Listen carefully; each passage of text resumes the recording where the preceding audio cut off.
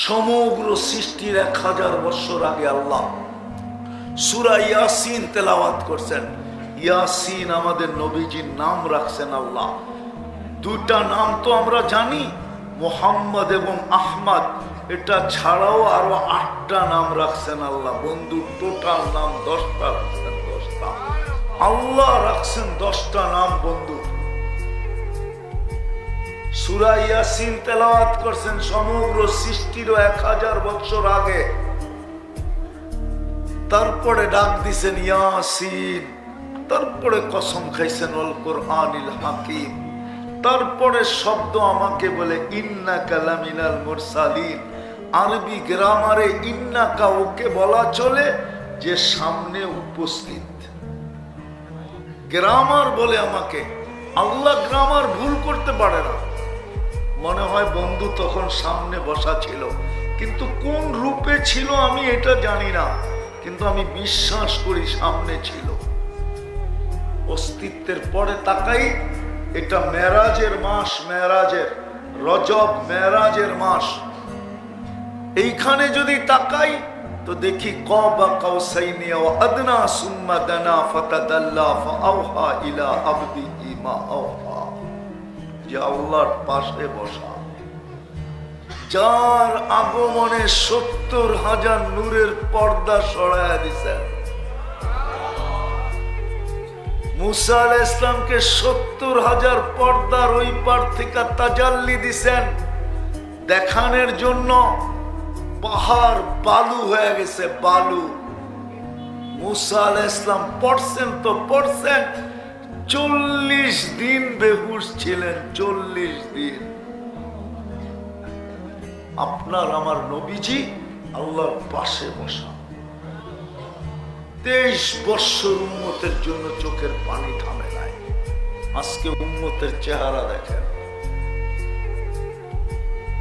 উম্মতের যুবক দেখেন, নারী দেখেন, পুরুষ দেখেন, শিক্ষিত দেখেন, অশিক্ষিত দেখেন, ধনী দেখেন, গরিব দেখেন, শাসক দেখেন, শাসিত দেখেন। উম্মতের এক একটা ব্যক্তির দিকে দেখেন, আফসোস আফসোস আফসোস। দুরবস্থা হবে না তো হবে না কেন? চোখের পানির ইজ্জত আমরা রাখি নাই। 23 বছর কাঁদছেন। আরো সে যে আমাদেরকে বলেন নাই, আরো সে যে বলেন নাই, বাকিগুলা বললে ওলামা মানতে পারবে না, আমার কথা মানতে পারবে না। যেখানে যাওয়ার পরে জিবরিল আলাইহিস সালামকে বলছে আগে চলেন, বলছে আমার আগে যাওয়ার অনুমতি নাই, আর শরীরে ফিটনেসও নাই। ফিটনেস, ফিটনেস বোঝেন? আরে বোঝেন, সবাই বোঝেন। অথচ কত বড় ফাইদা রাসু ফাওকা সাবঈ সামাওয়াত, যার মাথা উঁচা করলে 7 আকাশের উপরে চলে যায়। রিজলুহু তাহতা সারা, যার পাও প্রসারিত করলে সৌর জগতের একবারে নিচে চলে যায়। সিত্তু মিয়াতু জানা, যার 600 ডানা। লাউ কাশাফা জানা হাইলা গাত্তাল মাশরিক ওয়াল মাগরিব, 2 ডানা প্রসারিত করলে 2 সীমান্তে দেখা যায়। উনি সিদরাতুল মুনতাহায় যায় বলতেছে আমার আগে যাওয়ার অনুমতি নাই, শরীরে ফিটনেস নাই। অথচ মুহাম্মদুর রাসূলুল্লাহ আগে যাইতেছেন। হায় হায় হায় হায়। কিতাবে পাওয়া যায় যখন আরশের নিচে পড়ছেন তো ইহতাজ্জা আরশুর রহমান, খুশিতে আরশ ঝুমতে শুরু করছে, ঝুমতে। আরে ঝুমা বোঝেন? ঝুমা বোঝেন? ঝুমা ঝুমতে ছিল খুশিতে যে আজকে মুহাম্মদুর রাসূলুল্লাহ আরশের উপরে উঠবে। আরশ ঝুমতে ছিল। ইহতাজ্জা আরশুর রহমান। ওই রাসূল আপনার জন্য কাঁদতেছেন 23 বছর। ওই রাসূল আপনাকে ভুলেন না। আরশে যায় আল্লাহ সালাম দিতে দেরি, বলতে দেরি করেন না। উম্মত বলছে এইখানে, উম্মত বলছে এইখানে না আসলে কোথায় আসবে? ফাতেমার কথা তো বললেন না, আলীর কথা তো বললেন না, হাসানের কথা তো বললেন না, হুসাইনের কথা তো বললেন না। অথচ দুইজন প্রিয় ছিল কতটুকু দেখি আপনাদের অনুভূতি আছে কি নাই। হাসান হোসাইন দৌড়াইতে দৌড়াইতে আসছে নানা জানের কাছে, আয়সা বলতেছে, নানা জান, আমরা দুই ভাই উত্তম না আপনি উত্তম? আল্লাহ রসুল জবাব দিছে, আমি উত্তম। তো দুই ভাই হাসতে হাসতে কোলে পড়ে গেছে। তো জিজ্ঞাসা করছে, হাসো কেন? জবাব হয় নাই। তাইলে উত্তম কে? আমরা দুই ভাই। কিভাবে? আমাদের আম্মাজানরে চিনেন? আম্মাজানের পরিচয় দিয়া বলতেছে, উম্মুকা আমামা উম্মিনা লাইসা বিশাই। আপনার আম্মাজান আমাগো আম্মাজানের সামনে কিছুই না। আমাগো আব্বাজানরে চিনেন? বলছে, বলো। আব্বার পরিচয় দিয়া বলতেছে, আবুকা আমামা আবিনা লাইসা বিশাই। আপনার আব্বাজান আমাদের আব্বাজানের সামনে কিছুই না। আমাগো নানা জানরে চিনেন?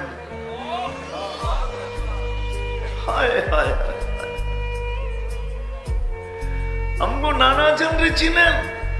নানার পরিচয় দিয়া বলতেছে, জাদ্দুকা আমামা জাদ্দিনা লাইসা বিশাই। আমাদের নানা জানের সামনে আপনার নানা জান কিছুই না।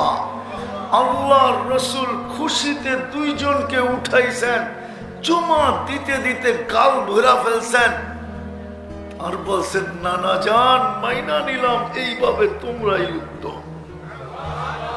ওই হাসান হুসাইনের কথা তো বললেন না, আপনার আর আমার কথা বললেন। আল্লাহর কাছ থেকে চায়া নিলেন, বললেন কতটুকু চান? বলে, আমাকে যতটুকু দিয়েছেন উম্মতের জন্য এতটুকু নিলাম। এই জন্যই তো আপনি আত্মাহিয়াতুর ভিতরে পড়েন, ওয়া আলা ইবাদিল্লাহিস সালিহিন।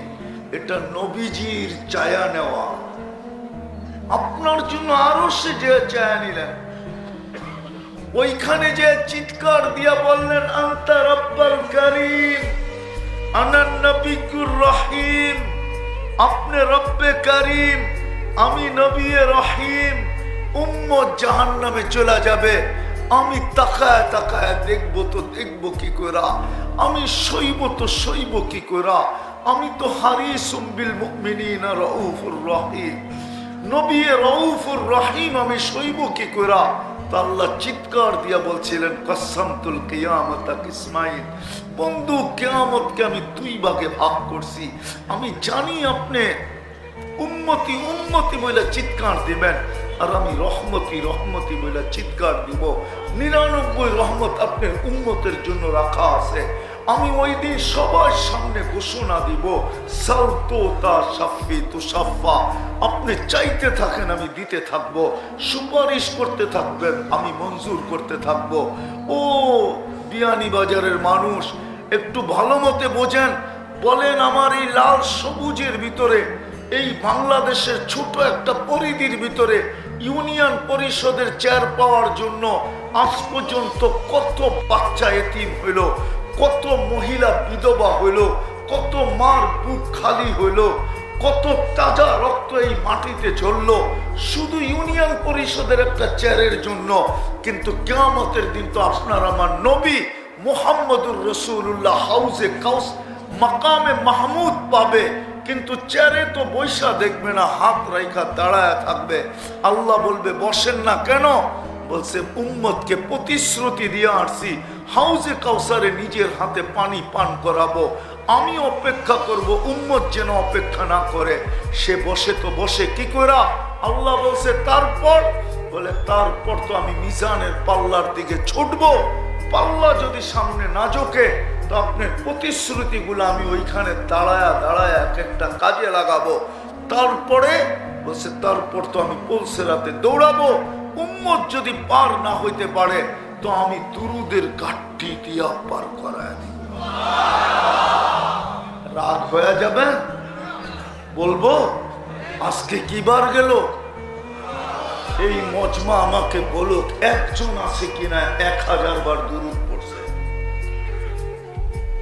একজন বলুক 1000 দুরুদ পড়ছে কিনা? কোন যুবক বলুক যে আমি আজকে 10 বার দুরূদ পড়ছি, 10 বার পড়ছি, পড়বো না, পড়ছি, 2, 4, 10 হাত ব্যতীত আর বেশি হবে না। অথচ ওই রসুল যে কিয়ামতের মাঠে মাকামে মাহমুদের মতো চেয়ার পায়ে বসবে না, আর ওনার উম্মত শুধু ইউনিয়ন পরিষদের একটা চেয়ার পাওয়ার জন্য মরতে রাজি, মারতে রাজি। বুঝার জন্য ভাবেন, আমি আগে আরেকটা বুঝানোর জন্য এত দূর দিয়ে ঘুরে নিয়ে যাইতেছি। ওই রসুল যিনি 23 বছর চোখের পানি তো থামে নাই, দুনিয়ার থেকে যাওয়ার সময় চোখে পানি ছিল। হায় যদি আহলে দিলকে আমি শুনাইতে পারতাম, আমার জাতির কাছে তো দিল নাই, সব মরে গেছে। যদি আহলে দিলকে আমি শুনাইতে পারতাম, মনে উঠলো এই জন্য বলতেছি, আপনি দুরূদ পড়েন না, তাতে কিছু আসে যায় না। কপাল আমার পড়তেছে, মুহাম্মদুর রাসূলুল্লাহর দুরূদ তো চলতেছে, নাইলে আপনার ইমাম জুমার দিন কেন পড়লো ইন্নাল্লাহা ওয়া মালাইকাতাহু ইউসাল্লুনা আলান নবী ইয়া আইয়ুহাল্লাযীনা আমানু সাল্লু আলাইহি ওয়া সাল্লিমু তাসলিমা। আল্লাহ তো হুকুম দিছিলেন আমার বন্ধুর উপরে দুরূদ পড়ো। এই আয়াতের ভিতরে যদি আমি আল্লাহকে প্রশ্ন করি, আল্লাহ একদিন তো আমি থাকবো না, আপনার বন্ধুর উপরে দুরূদ কে পড়বে? আল্লাহ বলে, বেওকুফ, আয়াতের ভিতরে তো ফেরেশতার কথা আছে, তোরা মরে গেলে ফেরেশতা পড়বে। আমি যদি আল্লাহকে জিজ্ঞাসা করি, আল্লাহ একদিন তো ফেরেশতা মারা যাবে, আপনার বন্ধুর উপরে দুরূদ কে পড়বে? আল্লাহ বলবে, তোর মতো বড় ছাগল তো দেখি নাই। আয়াতের শুরুতেই তো আমার কথা আছে, ইন্নাল্লাহ, আমি আল্লাহ চিরঞ্জীব পড়তে ছিলাম বন্ধুর উপরে দুরূদ, পড়তে আসি এবং পড়তে থাকবো। আমি কখনো বন্ধ হইতে দেই নাই, কখনো আমার বন্ধুর উপরে দুরূদ আমি বন্ধ হইতে দিব না, না, না, না। আপনি না পড়লে কি আসে যায়?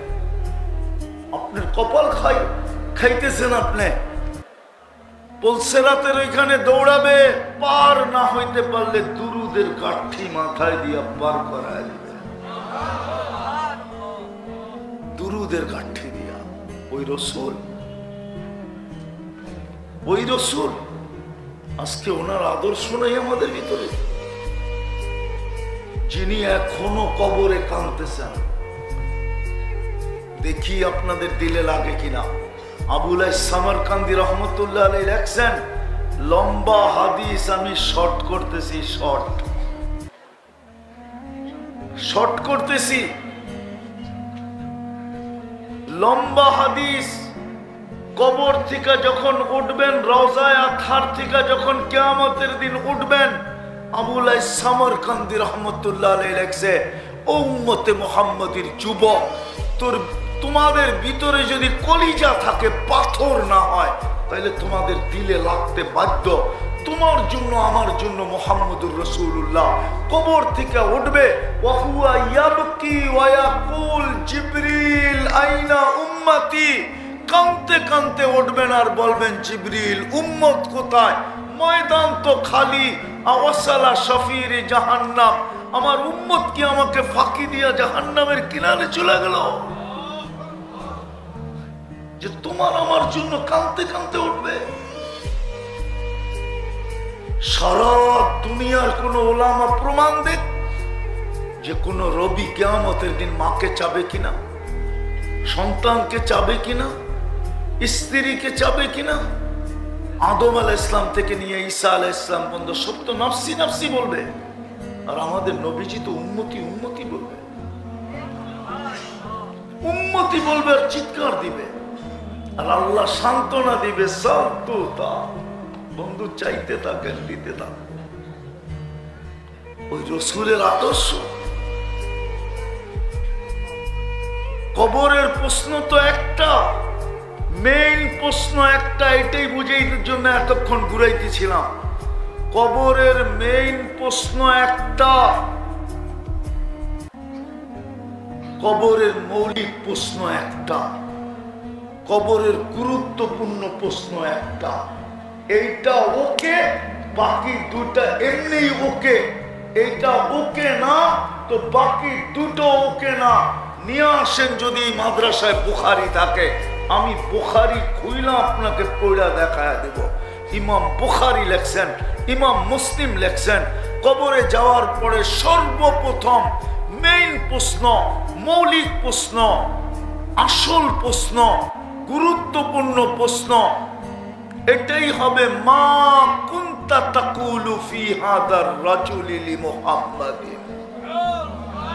বল তুই মুহাম্মদুর রাসূলুল্লাহ আদর্শে আদর্শবান কতটুকু ছিলি, ওনার রঙে রঙিন কতটুকু ছিলে, ওনার আদর্শে আদর্শবান কতটুকু ছিলে, ওনার রঙে রঙিন কতটুকু ছিলে, ওনার ঢঙ্গে কতটুকু তুমি ছিলে, ওনার ওনার ওনার মতো তুমি খাইতে কিনা, ওনার মতো তুমি পড়তে কিনা, ওনার মতো তোমার চেহারা ছিল কিনা, ওনার মতো তোমার হাঁটা চলা ছিল কিনা, সব কিছু ওনার রঙে রঙিন ছিল কিনা বলো। এটা যদি প্রমাণ করতে পারো বাকি দুটা ওকে। বলেন কবরে কি জবাব দিব, কি পরিচয় দিব? সর্বপ্রথম ডিসাইড তো হাউজে কাউসারে হবে। প্রথম সিদ্ধান্ত হাউজে কাউসারে হবে। এই ঠোঁটে আর জিহ্বায় যার হাউজে কাউসার লাগবে ওটা জান্নাতি জান্নাতি জান্নাতি জান্নাতি জান্নাতি। কেননা ওই ঠোঁট আর জিহ্বা জাহান্নাম ধারণ করার ক্ষমতাই তো রাখে না। হাউজে কাউসার জানি না আমরা। আজকে আমার এক জায়গায় মনে উঠছে, আপনাদেরকেও শুনাইতেছি। এই উম্মত দোজখে যাবে কিন্তু হাতে হাত কড়ি থাকবে না, পায়ে বেড়ি থাকবে না, চেহারা কালো হবে না। মালিক জিজ্ঞাসা করবে এটা কেমন আসামি, হাত কড়ি কই, বেড়ি কই, গলায় শিকল কই, চেহারা তো ঝকঝকে। তো ফেরেশতারা বলবে আমাদেরকে দিয়া দিছে নিয়ে আসার জন্য, নিয়ে আসছি। আল্লাহ জবাব দিবে, আল্লাহ মালিক আমার বন্ধুর উম্মত। বলছে আল্লাহ চেহারা কেন ফকফকে, চেহারা কেন ফকফকে? জীবনে একবারও কুদরতি পায়ে যার মাথা লাগছে, আমার কুদরতি পায়ে যার মাথা লাগে মালিক, এর চেহারা কোনোদিন কালো হয় না। বলছে হাত কড়ি নাই কেন? যেই হাত উঁচুতে ব্যবহার হয় ওই হাতে হাত কড়ি লাগে না। পায়ে নাই কেন? যেই পাও আমার ঘরের দিকে চলে হাঁটে ওই পায়ে কোনোদিন বেড়ি লাগে না। তিন জায়গা ছাড়া সব জায়গায় আগুন লাগায় দাও, পায়ে হাতে আর চেহারা ছাড়া। আগুনকে বলবে খুঁজি, আগুন যাবে। আল্লাহ উম্মতে মুহাম্মদীকে কলেমা শিখায় দিবে। আগুন দেখবে বয়ের ঠেলায় কলেমা পড়বে, আগুন পাইগা চলে যাবে। একবার দুইবার তিনবার, তারপরে মালিক আগুনের উপরে লাঠি চার্জ করবে, তার আগুনের জবান খোলা যাবে, বলবে লাইসালি সুলতান আলা মান ক্বালা লা ইলাহা ইল্লাল্লাহ মুহাম্মাদুর রাসূলুল্লাহ। এই কালেমা যে পড়ে ওকে ধরার ক্ষমতা আমার নাই, মালিক তুমি ধরো। তারপরে আমাতাহুল্লাহ মাউতাতান, এই উম্মতকে আল্লাহ ঘুম পড়ায় দিবে। ঘুমের মধ্যে সব আযাব কমপ্লিট হয়ে যাবে, তারপরে বাড়ি করে জান্নাতে দিয়ে দিবে। ওই মুহাম্মদুর রাসূলুল্লাহর সামনে হাউজে কাউসারে যায় কেমনে দাঁড়াবো? হাদিস তো আমাকে বলে, হইতে পারে বলতে পারে সুহকান সুহকান লিমান গাইয়ারা বাদি, যাও আমার চোখের পানির ইজ্জত যারা রাখো নাই, আমার কান্নার যারা মূল্য দাও নাই, সরো আজকে আমার এখান থেকে সরো। ও যুবক কি জবাব দিবে বলো? মৌত তো তোমার আমার যে কোনো মুহূর্তে আসতে পারে। নাইলে আল্লাহ আমাদের কানে, যুবকদের কানে দনি দিবেন কেন? শাবাব লা ইয়াক্তারুকা শাবাবুকা।